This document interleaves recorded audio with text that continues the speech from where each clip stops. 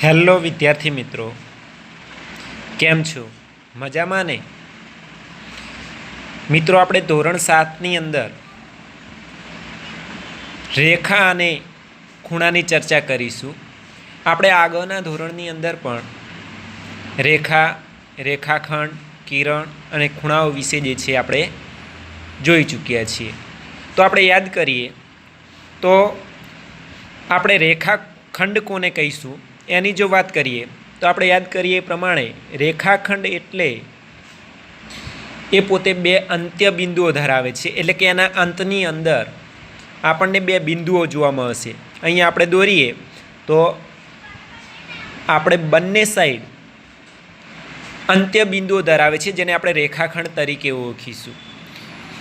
એ જ રીતે આપણે રેખાની વાત કરીએ તો રેખા જે છે એ આ બે અંત્ય બિંદુઓને અનંત સુધી આપણે આગળ લઈ જઈએ, એને આપણે અનંત સુધી આગળ લઈ જઈએ તો એને આપણે રેખા તરીકે જે છે આપણે ઓળખીએ છીએ. એટલે એનાથી આપણને રેખા મળશે જે આગળ તરફ આપણને અનંત સુધી લઈ જાય છે. બીજી વસ્તુ કહીએ તો એના ઉપરથી આપણે કહી શકીએ કે રેખા જે છે એ અંતની અંદર એ પોતે બિંદુ ધરાવતી નથી, જ્યારે રેખાખંડ જે છે અંતની અંદર એ પોતે બિંદુ ધરાવે છે. એ જ રીતે જો આપણે વાત કરીએ કિરણ કોને કહીશું તો કિરણ જે છે એ પોતે એક બિંદુ અંત્ય બિંદુ ધરાવે છે. એક બાજુ આપણને જે છે અંતમાં બિંદુ જોવા મળશે, જેને આપણે કિરણ તરીકે ઓળખીશું. એટલે કે શરૂઆતમાં એ પોતે બિંદુ ધરાવે છે. તો આપણે અહીંયા હું તમને 3 આકૃતિ આપું તો તમે સમજી શકશો કે આમાંથી રેખાખંડ કયો કહેવાશે, રેખા કોને કહેવાશે અને કિરણ કોને કહેવાશે. આપણે અહીંયા 3 આકૃતિ છે, A, B અને C. આ 3 આકૃતિમાંથી આપણે જાણી શકીશું કે તમે પણ ઓળખી શકશો કે કોને રેખા કહેવાય, કોને રેખાખંડ કહેવાય અને કોને આપણે કિરણ તરીકે ઓળખીશું. તો તમે સમજી જ ગયા છો કે એ જે છે એ શું છે? રેખા. બી એ શું છે? રેખાખંડ. અને સી એ શું છે? કિરણ. શા માટે આપણે આને રેખા કીધી? કારણ કે જે છે અનંત સુધી જે છે એ આપણને વિસ્તરેલી હોય છે અને એને અંતની અંદર બિંદુ હોતા નથી. રેખાખંડ એ અંતમાં શું ધરાવે છે? બિંદુઓ ધરાવે છે, જ્યારે કિરણ એ પોતે જે છે એ એક શરૂઆતનું બિંદુ એ પોતે ધરાવે છે. બીજી વસ્તુ કે આપણે રેખાને જો દર્શાવવી હોય તો એને આપણે કઈ રીતે દર્શાવી શકીએ છીએ સંકેતની અંદર? તો જે રીતે આપણે રેખા દોરીએ છીએ કે બંને બાજુ આપણને તીર હોય છે એ રીતે, કે દાખલા તરીકે આને વાત કરી કે PQ, આ રેખા PQ છે એને આપણે સંકેતમાં દર્શાવી છે તો આપણે આ રીતે PQની ઉપર રેખા સ્વરૂપે આપણે તીર દ્વારા દર્શાવીશું. એ જ રીતે રેખાખંડને આપણે દર્શાવવો છે કે દાખલા તરીકે AB રેખાખંડ છે, એને દર્શાવવો છે તો હું AB લખીશ અને ઉપર રેખાખંડ દોરીશ. એ રીતે કિરણને મારે સંકેતમાં દર્શાવવું છે તો હું કઈ રીતે દર્શાવીશ? તો કિરણ જે છે કે દાખલા તરીકે આ PQ કિરણ છે તો એને સંકેતમાં દર્શાવવા હું PQ લખીશ અને ઉપર કિરણ પ્રકારે આપણે શરૂઆતનું બિંદુ અને એક બાજુ તીર જેવું નિશાન કરીશ. તો એને આપણે જે છે એ કિરણ તરીકે સંકેતમાં એ રીતે દર્શાવીશું. મિત્રો, હવે એના સિવાય આપણે વાત કરીએ ખૂણાની. તો ખૂણા વિશે પણ આપણે આગળ અભ્યાસ કરી ચૂક્યા છીએ. થોડું આપણે યાદ કરી લઈએ કે અલગ અલગ આપણને જે છે ખૂણા જોવા મળતા હોય છે. ખૂણા જો માપની દ્રષ્ટિએ આપણે વાત કરીએ તો આપણે ભણી ચૂક્યા છીએ કે લઘુકોણ, કાટકોણ અને ગુરુકોણ. આપણને ખબર જ હશે કે જે ખૂણાનું માપ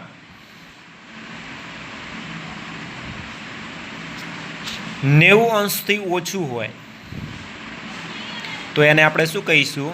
લઘુકોણ. એ જ રીતે જે ખૂણાનું માપ 90 અંશ હોય તો એને આપણે શું કહીશું? કાટકોણ. અને જો ખૂણાનું માપ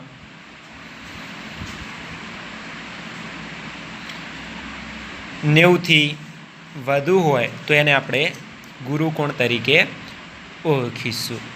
હવે આપણને અહીંયા એ તો આપણને સમજ છે કે આપણે કોને લઘુકોણ કહીશું, કોને કાટકોણ કહીશું અને કોને આપણે ગુરુકોણ કહીશું. હવે મિત્રો આપણે જે આગળ વાત કરી રેખા અને રેખાખંડની, તો રેખાઓ અને રેખાખંડ ભેગા મળી અને આપણને ખૂણા રચતા જોવા મળશે. કે દાખલા તરીકે અહીંયા હું એક ત્રિકોણ દોરું ABC, તો અહીંયા આપણને જે છે એ ત્રિકોણની અંદર 3 રેખાખંડ આવેલા છે. તમે પણ સમજી શકશો કે આ ત્રિકોણની અંદર કયા કયા રેખાખંડ આવેલા છે. તો રેખાખંડ AB, રેખાખંડ AC અને રેખાખંડ BC. તો અહીંયા આપણને રેખાખંડો 3 આપેલા છે અને રેખાખંડો દ્વારા પણ ખૂણાની રચના થયેલી આપણને જોવા મળશે. તો અહીંયા આપણને એકબીજા રેખાખંડ એકા જ બિંદુની અંદર આપણને છેદતા જોવા મળશે. અહીંયા આપણે જોઈએ તો રેખાખંડ AB અને રેખાખંડ BC એ 2 બિંદુની અંદર છેદે છે. કયા? AB અને BC એ કયા બિંદુમાં છેદે છે?